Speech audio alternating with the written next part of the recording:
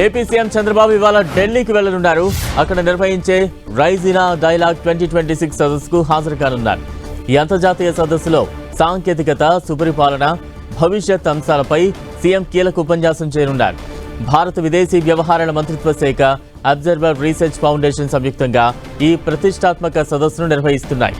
ప్రపంచ రాజకీయాలు, అంతర్జాతీయంగా మారుతున్న ఆర్థిక వ్యవస్థపై ప్రపంచ స్థాయిలో చర్చించే అత్యున్నత వేదికగా రైజ్ ఇన్ డైలాగ్ సదస్సుకు మంచి పేరుంది. వివిధ దేశాల అధినేతలు, మంత్రులు, అత్యున్నత సైనిక అధికారులు, విధానకర్తలు, మేధావులు, నిపుణులు ఒకే వేదికపై గ్లోబల్ వ్యూహాలను చర్చించేలా ఈ సదస్సు జరగనుంది.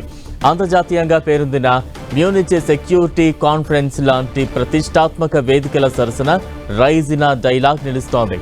ఈ ఏడాది జరగనున్న 11వ ఎడిషన్ రైజ్ ఇన్ డైలాగ్ సదస్సు సంస్కార, అన్వేషణ, సమన్వయం, పురోగతి అనే థీమ్తో నిర్వహిస్తున్నారు. 110 దేశాలకు చెందిన 2700 మంది ప్రతినిధులు ఈ సదస్సుకు హాజరు కానున్నారు.